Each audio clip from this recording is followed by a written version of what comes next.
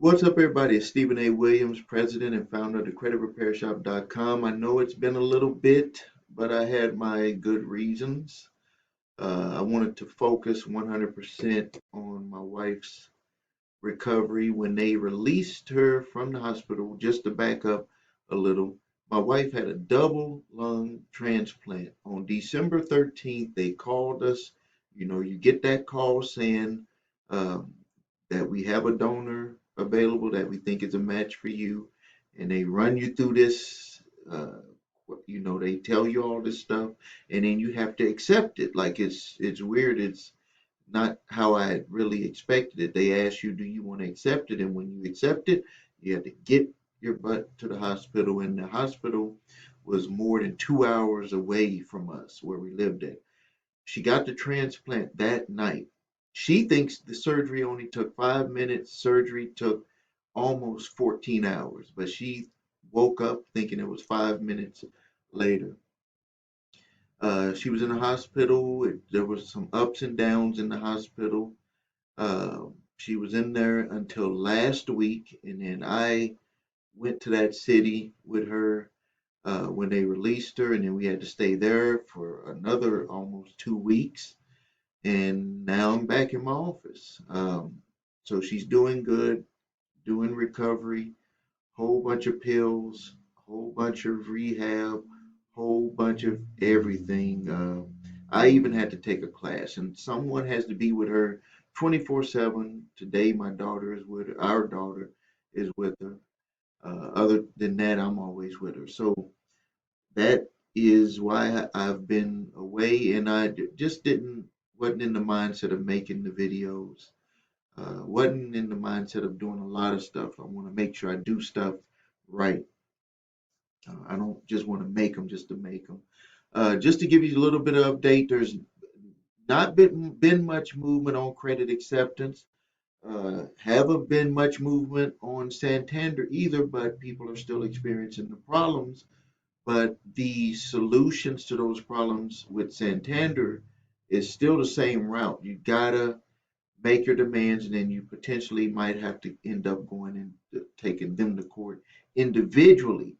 There's been a ton of people, well, I don't want to say a ton, but been a lot of people that have actually gotten a postcard from Russ that said that they were included from the list that Santander provided to the settlement administrator, and they did not want to honor, not Russ, but Santander did not want to honor the settlement relief for them. But when I was thinking about why they would not give the settlement relief to people who actually got the postcard, there was something that was similar with all of the people that I had either gotten emails from, or that had posted comments here on YouTube, or that I had spoke to on the phone, was that they had stopped making their payments. And there was a clause in the settlement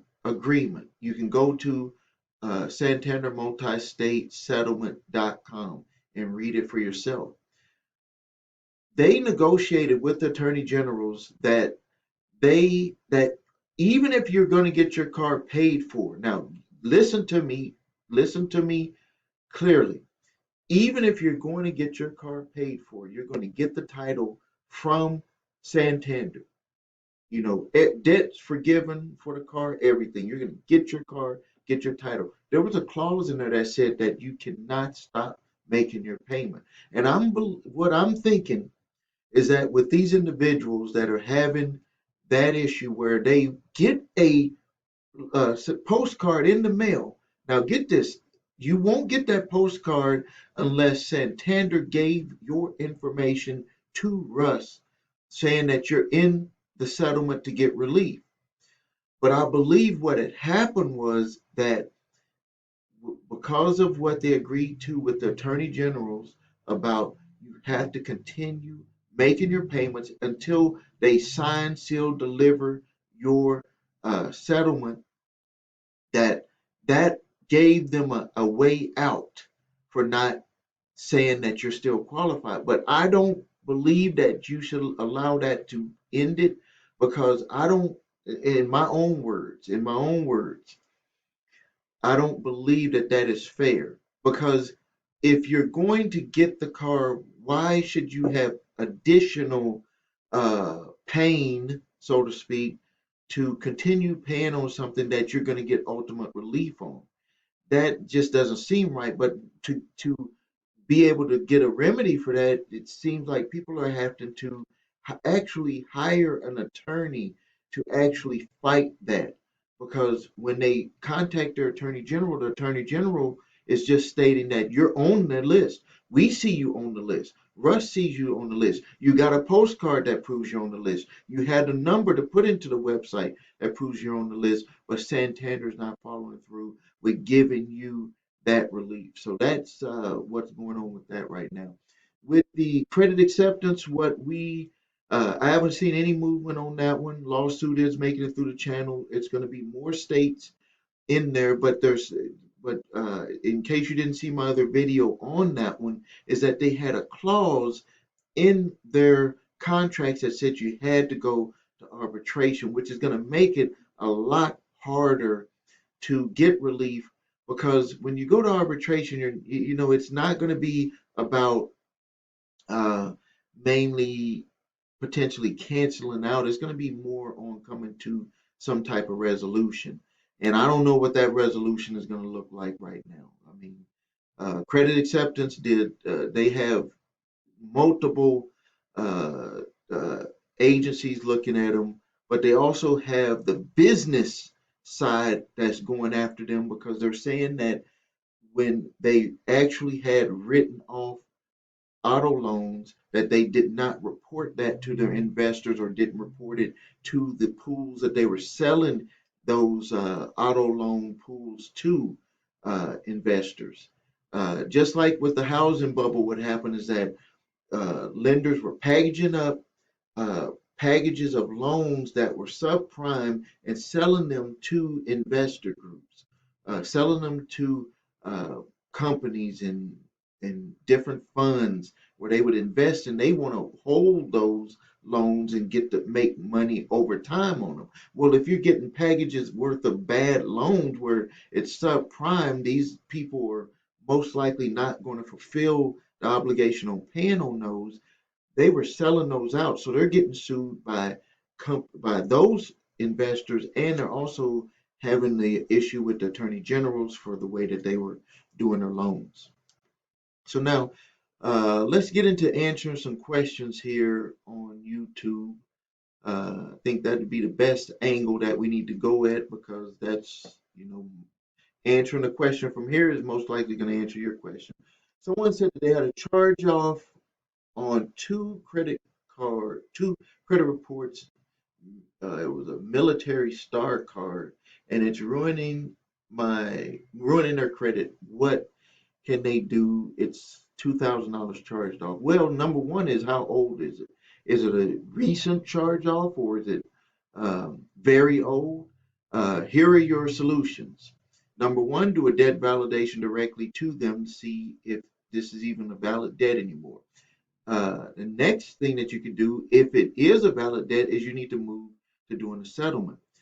One of a few things might happen when you do the debt validation. They may say that it's a written off debt, and that they filed a 1099 on that debt.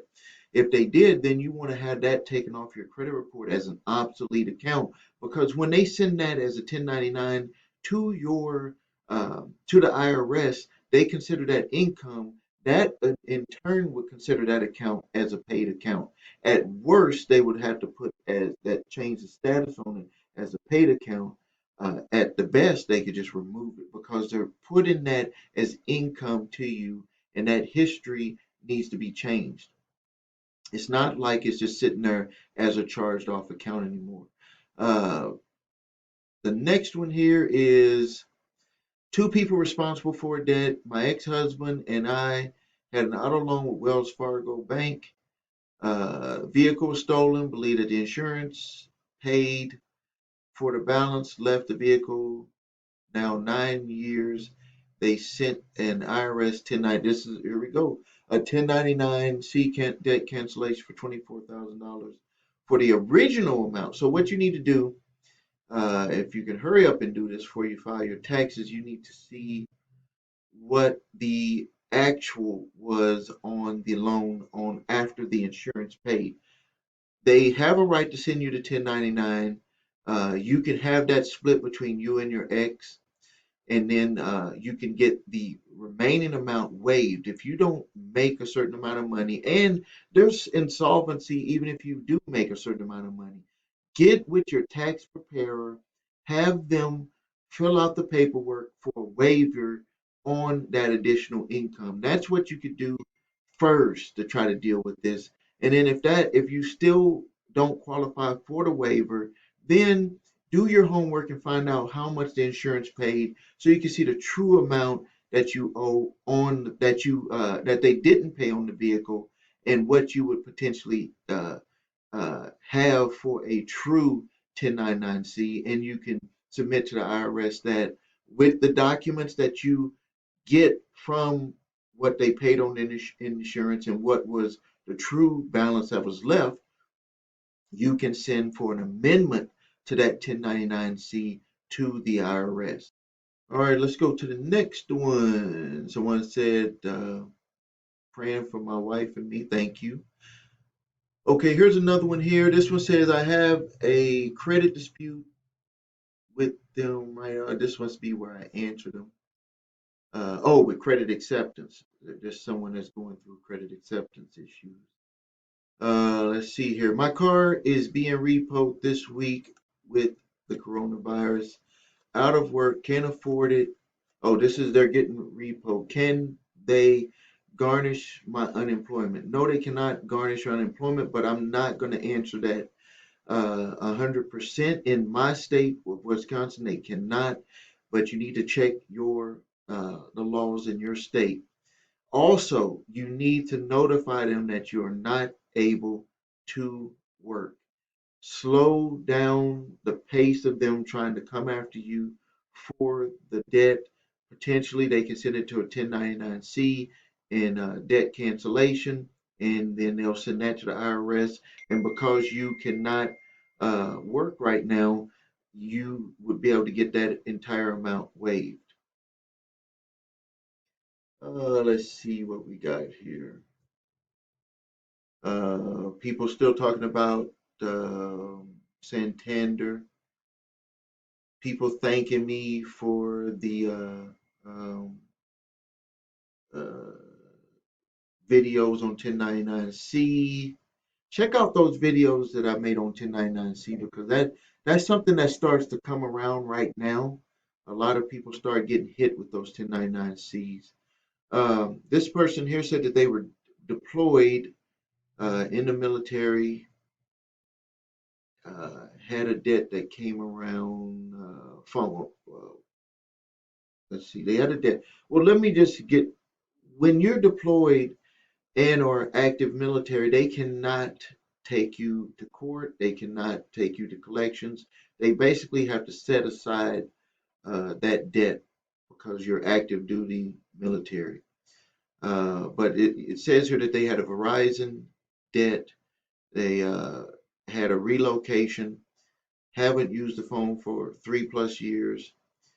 Can you fight it? Yes, you can. You can get it deleted, and you just need to notify them. Let me tell you, and they're dealing with one of the major wireless providers. Notify them that you're active duty military. Notify them that you were not using the phone for 3 years. Notify them that you were uh, uh, that you were deployed. And I'm pretty sure, I don't want to guarantee it, but I'm pretty sure that they will probably forgive that debt. Let's see here. A lot of people talking about repo. A lot of people talking about the repos, like getting repossessed. Let's say here's someone that said they had an apartment complex. They owe $342 without telling you why. They sent it to a collection agency. Now it's on your credit report as a negative. What you need to do is you need to get from the apartment complex, they have to give you a sheet that shows basically like a write up of why they believe you owe that amount after your security deposit or whatever they did. They have to give you a breakdown of that. Uh, what I'm thinking is that maybe there was some additional cost afterwards, but contact them, tell them to give you a write up so you can see why they believe you owe the extra $342.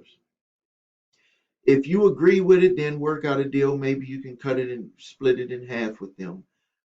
If you don't want to contact the apartment complex because they've contracted with a debt collector, have the debt collector do a debt validation. That's why I tell everyone when you get a demand letter for a debt, you want to do a debt validation.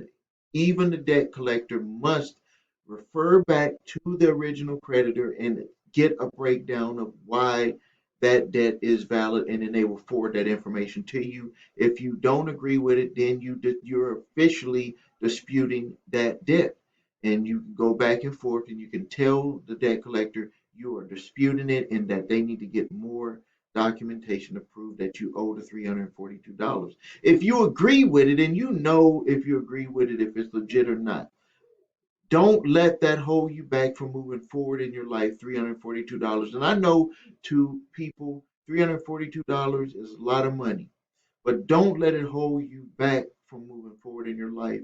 And you can contact that apartment complex and maybe work out a deal on that. Someone had something about a statute of limitations. It's a slick tactic to get people. Debt collector put a debt date as if it was 2020. Yeah, that is a tactic that they'll try to do, but it doesn't matter when that charge off started, as long as you haven't made any payment, as long as they haven't gotten a lawsuit against you, made it a judgment, that debt is going to still only start from the statute of limitation will start from that original charge off date. And the only way that they can reset it is if you make a payment. That's the only way. Now, there's some people get confused about the statute of limitations. There's statute of limitations for your credit reports on how long a debt can stay on your credit reports or a charge off can stay on there. Without you doing anything to it, it can stay on there for 7 years. Now, there's a statute of limitations for you to pay a debt that you owe an original creditor. That every state is different on that. Every state is different on how long you have to pay a debt that has not become a judgment.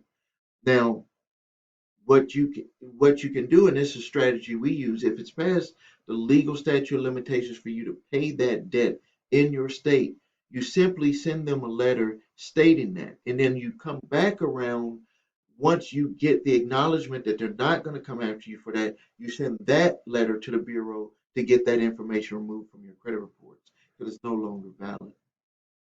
Someone said, how do you dispute? Oh, they wanted me to make a video about disputing LexisNexis. I actually do have a video about how to dispute LexisNexis. Just search my videos, go to my YouTube channel, thecreditrepairshop.com. You'll see my picture on there. There's some imitators out there. And then you can go there and then search LexisNexis videos, and you'll see the video on that. All right, so I'm going to end the video here. I appreciate everyone watching. This is Stephen A. Williams, president and founder of thecreditrepairshop.com. If you haven't done it yet, subscribe to the channel. There's a link to our website if you need help with your credit. Please watch the video, What Makes Us Different. If you can do what's on that video, follow that instruction on how our process, sign up with us. If you cannot follow through with that process, don't sign up with us. Please don't. Go to somebody else. If you need your credit reports and scores, go to the website, your3scores.com. I appreciate that. And then if you need the debt validation letter, resource links are below this video so you can stop debt collectors in their tracks potentially. Potentially. All right. Thank you. And until next time, and we'll be getting more videos out very soon.